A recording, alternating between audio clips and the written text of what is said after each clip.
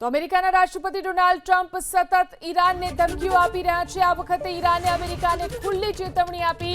ઈરાનની સંસદની વિદેશ નીતિ અને રાષ્ટ્રીય સુરક્ષા સમિતિના પ્રવક્તા ઇબ્રાહિમ રિઝાઈએ સ્પષ્ટ કર્યું કે ઈરાન પોતાના પરમાણુ કાર્યક્રમ અંગે અમેરિકા સાથે કોઈ સમજૂતી કરવા ઈચ્છતું નથી। ઇબ્રાહિમ રિઝાઈએ સીધા શબ્દોમાં કહ્યું કે ઈરાને અમેરિકાને પરમાણુ મુદ્દે કોઈ કમિટમેન્ટ કર્યું નથી।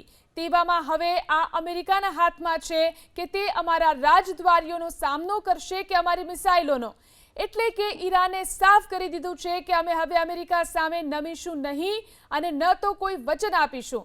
અમેરિકાએ પસંદ કરવું પડશે કે તેને શાંતિ જોઈએ છે કે વિનાશક યુદ્ધ, કારણ કે ઈરાન હવે પોતાની મિસાઇલો છોડવામાં જરાય અચકાશે નહીં।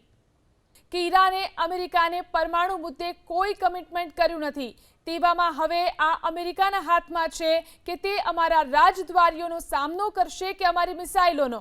એટલે કે ઈરાને સાફ કરી દીધું છે કે અમે હવે અમેરિકા સામે નમીશું નહીં અને ન તો કોઈ વચન આપીશું। અમેરિકાએ પસંદ કરવું પડશે કે તેને શાંતિ જોઈએ છે કે વિનાશક યુદ્ધ, કારણ કે ઈરાન હવે પોતાની મિસાઇલો છોડવામાં જરાય અચકાશે નહીં।